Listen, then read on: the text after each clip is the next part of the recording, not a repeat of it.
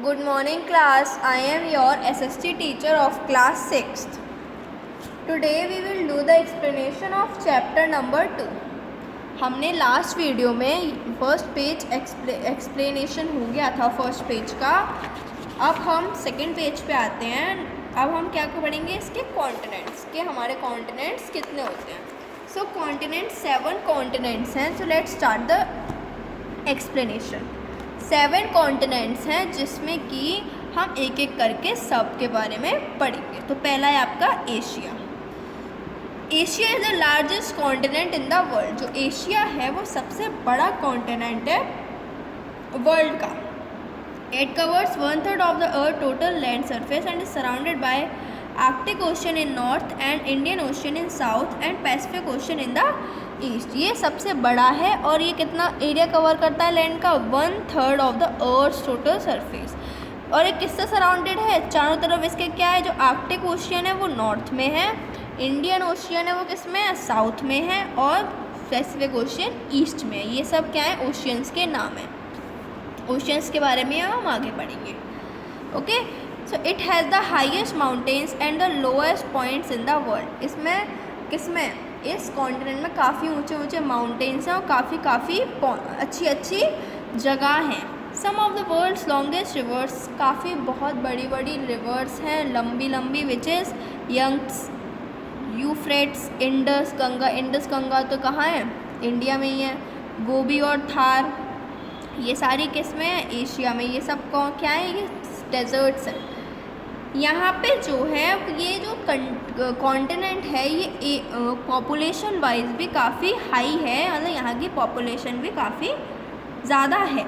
Ancient civilisation मतलब पुरानी जो सभ्यताएं, जैसे इंडस वैली सिविलाइजेशन आई थी, मेसोपोटामियन सिविलाइजेशंस आई थी, वो सब यहाँ कहाँ हुई थी, एशिया कॉन्टिनेंट में. दूसरा आता है आपका अफ्रीका.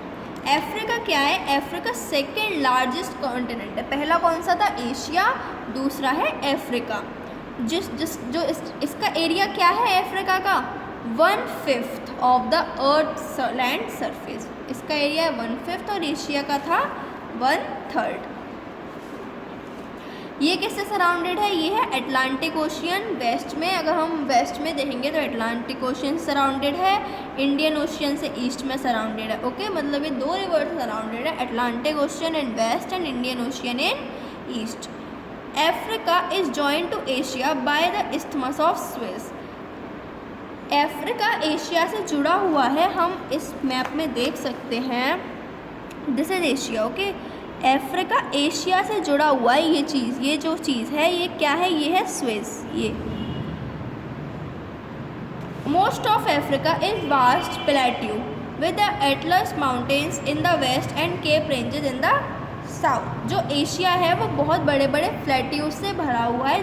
कैसे, एटलस माउंटेन्स कहाँ हैं, ये माउंटेन्स की रेंजेस हैं. एटलस माउंटेन्स जो है वो नॉर्थ में है और केप रेंजेस कहाँ हैं, ये भी साउथ में है. It has the world largest hot desert, the Sahara Desert. यहाँ पे क्या है, सबसे लार्जेस्ट हॉट डेजर्ट, मतलब वहाँ सबसे ज़्यादा गर्म हॉट डेजर्ट कहाँ है, अफ्रीका में, जो इसका क्या नाम है, Sahara Desert.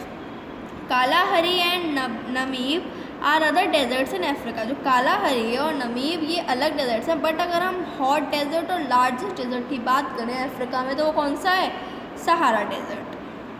A remarkable landform in this continent is the East African Rift Valley. जो एक हम कह सकते हैं कि अफ्रीका को जाना जाता है किससे, ईस्ट अफ्रीकन रिफ्ट वैली है इस कॉन्टिनेंट में, जो कि बहुत ही ज़्यादा सुंदर है, बहुत ही ज़्यादा अच्छी है. Africa has the longest river in the world. Africa के पास क्या है, एक बहुत लंबी रिवर है पूरे वर्ल्ड में अगर हम देखा जाए, जो जिसका क्या नाम है, जिसका नाम है नाइल. नाइल अफ्रीका की सबसे ज़्यादा लॉन्गेस्ट वर्ल्ड है. अफ्रीका के पास सबसे ज़्यादा लॉन्गेस्ट रिवर है जो कि है नाइल, पूरे वर्ल्ड में सबसे longest river. Okay. The ancient settlements of Egypt were located along its banks. जो पहले जो इजिप्ट में जो एंशियंट सेटलमेंट्स थे, पुराने सेटलमेंट्स, वो कहाँ हैं, वो अफ्रीका के इसी रिवर के पास हैं. अदर मेजर और जो अलग रिवर्स हैं वो कौन सी है, Niger, Congo and Zambezi. Africa is famous for its large variety of wildlife. Africa किसके लिए फेमस है, वाइल्ड लाइफ के लिए, उसके वेजिटेशन के लिए, एनिमल्स, प्लांट्स वगैरह के लिए। ओके, मतलब वहाँ पे ज़्यादा अच्छे एनिमल्स देखे जा सकते हैं, प्लांट्स देखे जा सकते हैं, अलग अलग वेराइटीज़ के देखे जा सकते हैं ना। यूरोप क्या है, सेकंड स्मॉलेस्ट कंटिनेंट, ये दूसरे नंबर पे आता है। किसमें देखा जाए तो स्मॉलेस्ट, छोटे नंबर पे। इसका एरिया क्या है, 1/15 of earth land surface. It forms continuous landmass with Asia. ये क्या करता है, ये कंटिन्यूस लैंडमास एशिया के साथ, ये देखिए यहाँ आप देख रहे हैं, इसमें ये कंटिन्यूस लैंडमास मतलब एशिया से पूरा जुड़ा हुआ है। जब ये एशिया से जुड़ा हुआ है तो इन दोनों का नाम मिला के हम क्या कह देते हैं, यूरेशिया। उस जगह को हम बोल देते हैं यूरेशिया। यूरोप का यूर और एशिया का एशिया, तो इट इज़ यूरेशिया। जो और यूरोप किससे बाउंडेड है, मतलब चारों तरफ क्या है इसके, आर्कटिक ओशियन कहाँ है, नॉर्थ की तरफ है, अटलांटिक ओशियन वेस्ट की तरफ है इसके, और Mediterranean Sea and Black Sea in the south. दिखा देती हूँ मैं, आप लोग भी देख सकते हैं। ये रही मेडिटेरियन सी, ये सब किधर है, इसके साउथ में, नीचे की डायरेक्शन में। It has very regular coastline which extends to 38,000 kilometre and is marked by bays and fjords. इसके पास काफ़ी बहुत लंबी कोस्ट लाइन है। कोस्ट लाइन मतलब जो वो वाला एरिया होता है जहाँ पे रिवर्स वगैरह होते हैं, बीचेस वगैरह होते हैं, वो कितना है आसपास, 38,000, और जो किससे मार्क्ड है, बेस और fjords. Europe is also marked by 1000 of lakes in Finland. Europe में काफ़ी बड़ी बड़ी रिवर्स भी हैं। कहाँ है, फिनलैंड में है, नॉर्वे में और स्वीडन में है। और कुछ रिवर्स के नाम भी हैं जैसे राइन, रोन, डेन्यूब, वोल्गा, नीपर, थेम्स। ये सब कहाँ है, यूरोप में है। ये क्या है, ये सब रिवर्स के नेम्स हैं। अब हमने तीन कॉन्टिनेंट्स पढ़ लिए, which is Asia, Africa and Europe. Now fourth is north America. North America तीसरे नंबर पे आता है लार्जेस्ट में। फर्स्ट नंबर पे क्या आता है, एशिया, सेकंड पे अफ्रीका और थर्ड पे नॉर्थ अमेरिका। ये किससे सराउंडेड है, Arctic ocean in the north. Arctic ocean है कहाँ है, इसके नॉर्थ में है। Atlantic ocean in east, Atlantic ocean है वो ईस्ट में है, और Pacific ocean in the south. जो पैसिफिक ओशियन है वो साउथ के साथ साथ वेस्ट में भी है। ये रहा आपका नॉर्थ अमेरिका, तो ये रहा पैसिफिक ओशियन, ये अटलांटिक ओशियन और ये आर्कटिक ओशियन। जो एक कंट्री है ये वेस्टर्न हेमिस्फीयर में लाई करती है। पता है आपको कि जो हमारा ग्लोब है या फिर हमारा अर्थ है उसको 4 हेमिस्फीयर्स में हमने डिवाइड किया था, विच इज़ नदर्न हेमिस्फीयर। ऊपर का जो पार्ट होगा इक्वेटर के वो नदर्न होगा और नीचे का जो होगा वो सदर्न होगा। ऐसे हम यहाँ बीच में से करते हैं। सो जो ईस्ट की साइड होगा वो ईस्टर्न हेमिस्फीयर होगा और जो वेस्ट की साइड होगा वेस्टर्न हेमिस्फीयर होगा। तो जो नॉर्थ अमेरिका है ये किस में आता है, ये आता है वेस्टर्न हेमिस्फीयर में। North and South America are joined by isthmus of Panama. जो नॉर्थ और साउथ अमेरिका हैं, ये नॉर्थ अमेरिका है, ये साउथ अमेरिका है। साउथ अमेरिका भी एक कॉन्टिनेंट, ये दोनों जॉइंट हैं। यहाँ आप देख सकते हैं इस जगह, किससे, पनामा से। और अफ्रीका और एशिया किससे जॉइन थे, सुएज से। Okay, now North America has a second longest coast line of 60,000। सबसे ज़्यादा किसकी थी, ये इसकी कोस्ट लाइन कितनी है, मतलब इसका जो कोस्टल एरिया है वो कितना है, 60,000 kilometre. Some of the major rivers, कुछ रिवर्स हैं यहाँ पे, which is Mississippi, Mackenzie, Red, Yukon, Lawrence, ये सब क्या है, वहाँ के रिवर्स हैं। ग्रेट लेक्स, वहाँ बहुत बड़ी बड़ी लेक्स भी हैं, फ्रेश वाटर लेक्स हैं जो कि सबसे ज़्यादा बड़ी हैं अगर हम पूरे वर्ल्ड में देखें तो। Okay, north America has the most striking canyon in the world, the grand canyon. जो नॉर्थ अमेरिका में काफ़ी बड़ा एक उत्सव होता है जिसे हम क्या कहते हैं, Grand Canyon. More than half of the population of this continent lives in the USA. इसकी आधे से ज़्यादा पॉपुलेशन कहाँ रहती है, यूएसए में, यूनाइटेड स्टेट्स ऑफ अमेरिका। और 10% से भी कम लोग कहाँ रहते हैं? कनाडा में। तो इट कवर्स 2/5 ऑफ द, इसीलिए 2/5 ऑफ द इसका एरिया क्या है? 2/5। Okay, now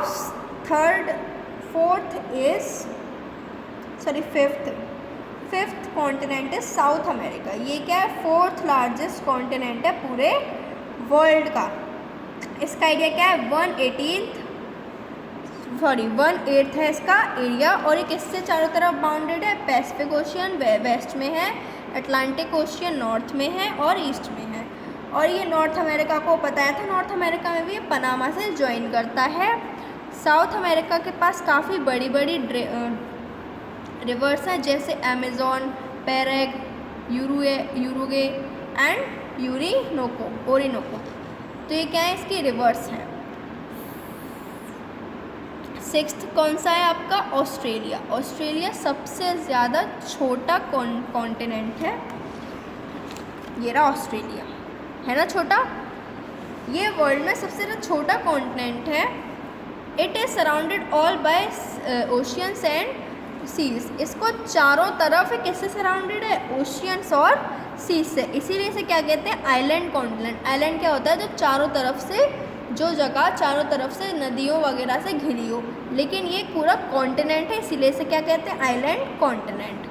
Australia is marked bye low relief and aridity. Australia में ज़्यादातर वेजिटेशन नहीं है, ज़्यादा कुछ, वहाँ का क्लाइमेट भी अच्छा नहीं है। एरिडिटी मतलब सूखा, जैसे डेजर्ट में होता है वैसे। द मेजर रिवर्स, यहाँ की जो रिवर्स हैं कॉन्टिनेंट में कौन सी है? Murray, darling, Flinders and Sven. Great barrier reef is one of the remarkable relief features of Australia. आपने सुना भी होगा great barrier reef. Great barrier reef मतलब यहाँ पे जो वाटर में जो एनिमल्स रहते हैं वो, उन्हें कह रहे हैं हम ग्रेट बैरियर रीफ। ये एक रिमार्केबल रिलीफ फीचर है कहाँ के? ऑस्ट्रेलिया के। ओके, नाउ जैसे अफ्रीका में रिमार्केबल फीचर क्या था? ईस्ट अफ्रीकन रिफ्ट वैली, यहाँ की वैली। ऐसे ही ऑस्ट्रेलिया में है ग्रेट बैरियर रीफ। वो किससे बना हुआ है? It is made of corals. Corals क्या होते हैं? छोटे छोटे प्लांट्स होते हैं, micro organism type. Look for it on the north eastern coast of the continent. Okay, now last and 5th largest continent is Antarctica. ये एंटार्क्टिका में बहुत ही ज़्यादा कम लोग रहते हैं, वहाँ का वेजिटेशन भी कम है, वहाँ की वाइल्ड लाइफ भी कम है। वहाँ से वही एनिमल्स रहते हैं जिनके पास फर होता है। ओके, क्योंकि वहाँ का जो एरिया है वो ह्यूज शीट ऑफ आइस से कवर्ड है। ह्यूज शीट ऑफ आइस मतलब वहाँ बर्फ़ ही बर्फ़ है चारों तरफ। अगर हम उस बर्फ़ के, इतना बर्फ़ है, इतनी थिक शीट है कि अगर हम उसके अंदर भी खोदेंगे तब भी हमें बर्फ़ ही निकलेगी पता नहीं कितने किलोमीटर्स तक। ओके, उसका 95% जो कॉन्टिनेंट है वो किससे कवर्ड है? इस आइस और स्नो से। Due to this reason the only form of life here are the cold adapted land plants and animals.